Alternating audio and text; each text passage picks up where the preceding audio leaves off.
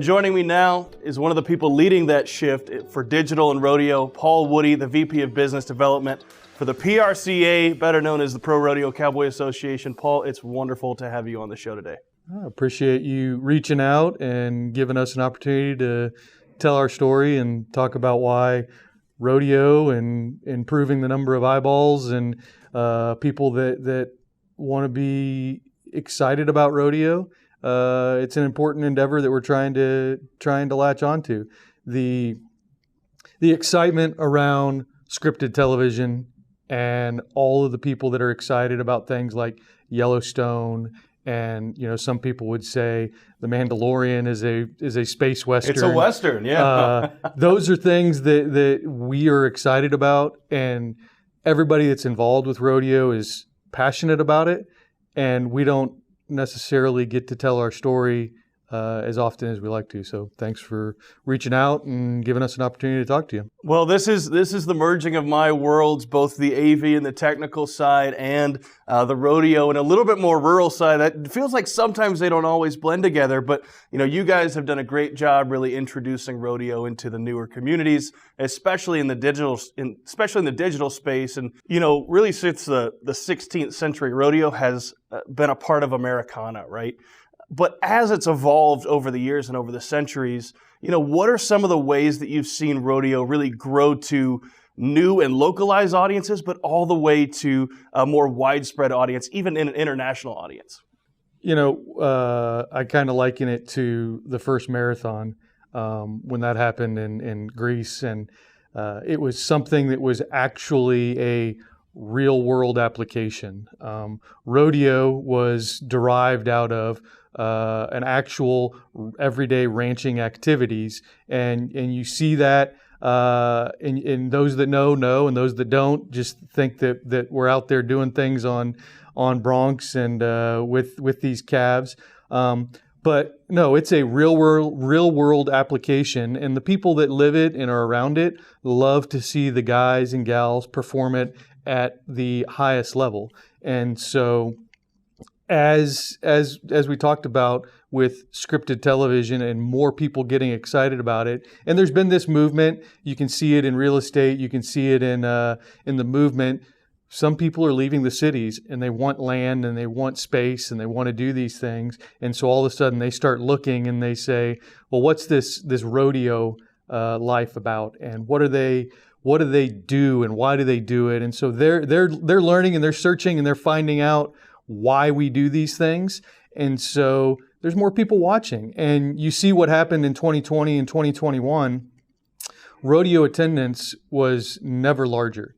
Every one of our rodeos that was hosted in 2021 reached attendance highs that they had never had since their inception. And the PRCA is made up of 700 rodeo committees across the country, and every one of those is operating independently. They use the resources from the association to put on the best show that is their flag-waving pinnacle of the year in their communities. You look at it and there's parades and there is a celebration of what makes their town special. And so 700 rodeos take place across the country. Somebody will watch TV, they'll see Cheyenne Frontier Days or Rodeo Houston, and then all of a sudden they realize, well, I have a rodeo in my own city. And so that's why it's important for us to understand that our top 10 flagship rodeos that take place across the country are very important to us, but they're important because they are developing new fans who then go and attend a local rodeo, which is important to their local community. Well, you kind of hit on the archetype that is me a little bit, right? Kind of raised in city life, but really moved outside of the suburbs a little bit more. But, one of the things that's attractive about a lot of these rodeos is they're not really as you would expect them to be live, right? There's lights, there's pyro, there's sound and rock music and, all kinds of stuff happening. Is that a newer, really innovation for rodeo, or is that something really that's been happening for, 40, 50 years? Yes and yes. No two rodeos are the same. And so there are some rodeos that are incredibly traditional that you will not find pyrotechnics and loud music. It is about the pure aspect of rodeo competition.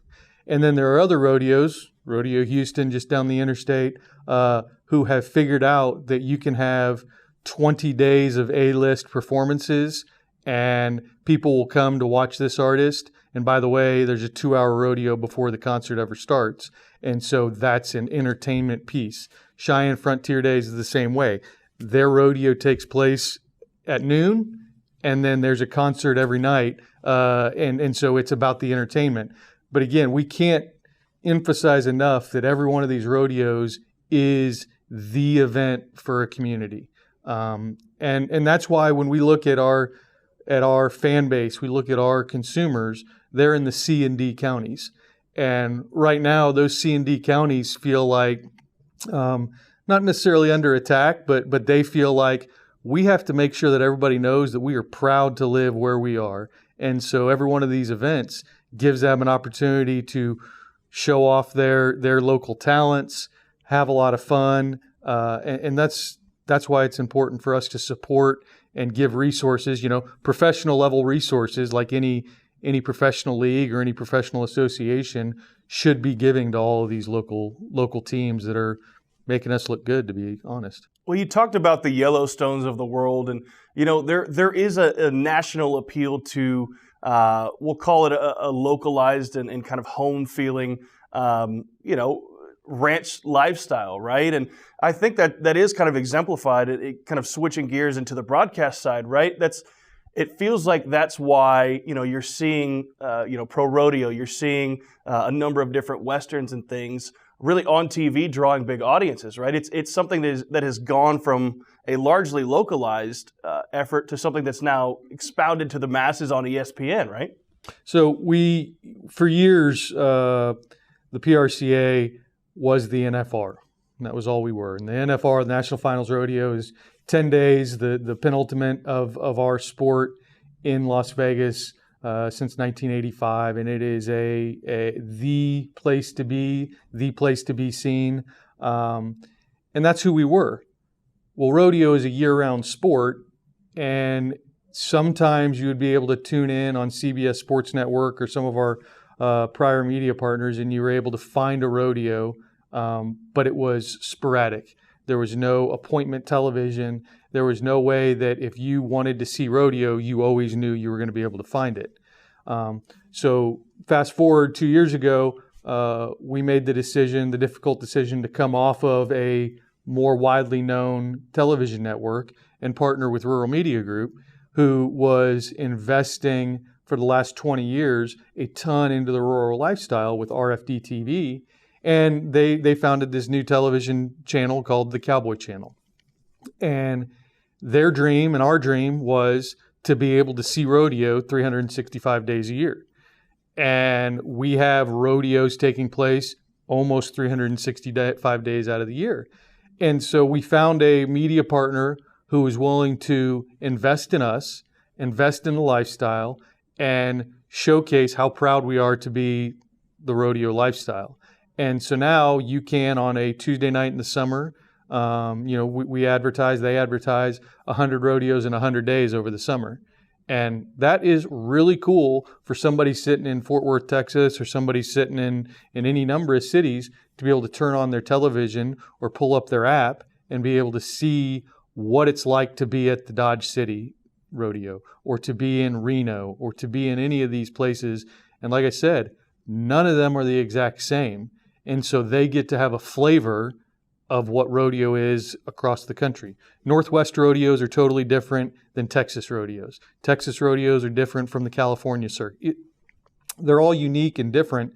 And so to have the opportunity for somebody to be able to see that is important. And right now we're seeing a big upswing in people that are paying attention and wanting to be involved with rodeo. Well, you mentioned, you guys having the app and obviously access to the Cowboy Channel and RFD TV. Pulling that off of the TV screen and onto the mobile screen is one of the things that I think specifically the PRCA has done a great job of, right? Not only on the rodeo delivery side, but also the side of engaging the community through, some social tools, things like that, but also telling the stories in a new way of some of the cowboys and some of the riders that otherwise wouldn't have been told. Absolutely. you talk about making people uncomfortable in the rodeo space. You start talking about the cell phones. You start talking about how and why someone should be bragging on their social feed. Those are things that make people who have done rodeo for a long time very uncomfortable. But through success stories, it's been a positive turn. We have almost 2 million followers now through our association channels, and you see the impact and the number of impressions and the number of engagements that we've had over the years, and it's turning into real impactful resource, real impactful finances to the association. But it's hard. Some of our guys are incredibly genuine, authentically good people, but they're very private, and they are private because they were raised up, from their daddy or their mom who said, you don't brag, you don't let other people know what successes you've had. They want to reach out and help other people. They don't want to reach out and say, look at me. And so it's finding and embracing. We have 6,000 members in the PRCA, and some of our top athletes are exactly that, incredibly private, humble individuals. Others of them have gotten it, and you've seen a larger presence from some of our athletes, and those are the people that we're trying to embrace, and a rising tide lifts all ships. If we can get some of our guys and gals to be household names, it's going to be good for the sport. And so we're trying. We need to figure out how to put our people on the front page of newspapers. I think there's still newspapers out there. At least in Dallas there are. Right. Front page of newspapers, put them on. There's no reason that a world champion, Stetson Wright is one of the most amazing athletes in the world right now. And what he's doing is amazing in two sports in our two disciplines in our sport. Casey Field, who just broke records at the last NFR and came from behind to win the world championship. Sage Kimzey, his 7 world titles is people are going to struggle to ever meet these thresholds that these athletes are hitting right now. And then you talk about our equal pay for all genders. You talk about what a barrel racer can earn in pro rodeo is the exact same that any of the male athletes can earn. And you look at how we promote any athlete in our sport, gender does not matter. And that is important, but nobody understands that rodeo truly is an equal playing field for all participants. And so those are the stories, and that's what we're trying to do. And our digital footprint and the way that we're doing it through the Cowboy Channel Plus app and through RMG and their resources is incredibly important. Well, you mentioned a lot of the challenges that you guys are facing specifically in terms of building athletes' profile. It really isn't unique to rodeo specifically, right? The NBA, the NFL, guys like that are having the same type of challenges. And one of the things that they're actually doing is they're doubling down, obviously, on the individual, but the analytics side as well. There's an entirely new way to interact with the sport, with the athletes, by bringing in some of the analytics, right? What is the PRCA doing to bring in some of those newer tools to the rodeo community? That's a chicken and the egg question. You can't get the analytics without investing first, and you can't invest in it until you know what you can get out of it. And so we're kind of in a standoff and trying to figure out, where do we invest? How do we invest? You'll see through our website now, through prorodeo.com, you can go and search for an athlete, and it's uploading all year long their best rides or their best runs. Talk about something that would have blown away somebody 5 years ago, 10 years ago in our sport. So you can go and select your favorite athlete and see their best runs. Well, then you sit there and you say, the livestock. In the sport of rodeo, 50% of the score comes from the livestock, 50% of the score comes from the human athlete. So it's the animal athletes that we're trying to figure out, well, what tendencies do they have? How do we measure? And so we have years and years of data that may or may not be accurate sometimes, but we can dump it in and we can say, well, this bull has a 13% ride probability. Okay, well, what about this bronc? Saddle bronc or bareback has a higher likelihood of being having a successful ride. And so, well, what does that bronc do well? Have they grown over their 5-year career? I mean, some of these broncs have 20-year careers with us. Some of them burn hot and fast, and then nobody wants to get on them anymore. But those are the types of things that are helping us figure out what makes an animal more valuable to the sport. And so we're investing into the animals. How do we invest into these breeding programs for our livestock contractors? There's a limited number of stock contractors in the PRCA who are qualified to bring livestock to our events. Why is it important to us to have qualified livestock? Well, because we know and we can trust that these stock contractors treat their animals in the best way, and that they are bringing the highest quality stock. And the way that they're breeding them is natural, and it's they're treated with the best, and all these different things that are buzzwords and important to our efforts. But that's all goes back to, you can't make those decisions without the data.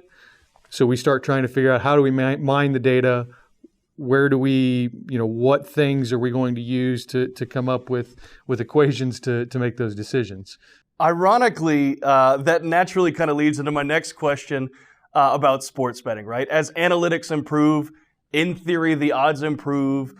In theory, also driving more engagement to the sport. As the NFL and the NBA and organizations like that have invested into sports betting partnerships, they've seen growth. It's a different level of engagement for a number of different reasons. It creates extra buy-in from the fan. Is that something that the PRCA has looked into? Is that something that we can expect in the near future? It's something that we have a healthy appetite for, if we can do it the right way. When you talk about animal athletes and you talk about 50% of the score coming from that, gaming control boards end up having a healthy amount of interest in it as well, to figure out if someone can or cannot influence the potential outcome, and then thereby gaming the process. And so that's something we have to figure out. So then you look at, okay, well, all of these states have now legalized gaming, all got their start in fantasy gaming. And so you start saying, okay, for the sport of rodeo, what does fantasy gaming look like? And so we start saying, well, do you set lineups? And do you do 3 bronc riders against 3 bronc riders? And you're trying to figure out A versus B versus C versus D in your rank order. And so those are the types of things we're looking at. We're close to the finish line on a app that will be available to the public. But there's reputational risk involved with that. If you go and you develop and you put something out to the market without fully vetting it and make sure that the user experience is going to be satisfactory, make sure that people don't feel that they've been taken advantage of, make sure that people have an actual belief in that they can win, then our risk, our reputation would be at risk. And so those are the internal conversations that we've had. And look, I've said it or alluded to it several times. The cowboy way of doing things is methodical and slow. Most of the time, that has served our lifestyle well, until you look and you're getting passed on the left and you're getting passed on the right on certain things. And so that's what we're trying to figure out is, okay, is the risk measured out to the reward that we think we should receive by doing this? But you'll see it. We will launch it and figure out how we can get folks watching rodeo on the couches at home engaged. It's not necessarily about the folks sitting in the arenas who are already engaged and listening to the music, or you got the barrelmen, or you got the dress act, or you got all these different elements that go into putting on a rodeo. They are more engaged than folks that go to a basketball game or baseball game or football game because it's a show and it's a 2, 3, 4 hour show. But for you and I who don't travel and go to 700 rodeos, I want to get that extra little juice, and I want to figure out who's going to win this next run. Those are the types of people that are going to help us engage and grow the sport organically through these folks that want to have a financial risk involved with watching our sport. Look, if I say nothing else, the fact that you guys can pull off a show 10 days in a row in Las Vegas means there's an appetite for it. So I'll push for it. I love the direction really that you guys are going with that. But Paul, I appreciate the great work that you guys are doing over at the PRCA to really invest in the rodeo community, right? To bring it to the next generation, to find ways to engage those communities really outside of a lot of the localized and traditional ways. And personally giving you my thanks, I'm very appreciative for it. And I know all the AV nerds out there listening to this right now who are like, I might go check out a rodeo and go watch some of these acts happen down the street. I know from them I can give you a big thank you as well. But best wishes for the upcoming year. I'll be at NFR again. Probably not all 10 days. I don't know if I can get that much time off, but we'll be up there for sure, and looking forward to really seeing what's next for you guys. I appreciate it, and like I said, anytime we get to talk to somebody who doesn't know about rodeo is a welcome opportunity. And yeah, if you ever look in your local newspaper or read your local Facebook pages and you find out there's a rodeo there, I guarantee 9 out of 10 times it's a PRCA sanctioned event. And I'll stand beside it that you're going to have a great time going to it and drinking some beer and having a fun time. Well, Paul, we appreciate you. Thanks for coming on the show. Thank you. Appreciate it.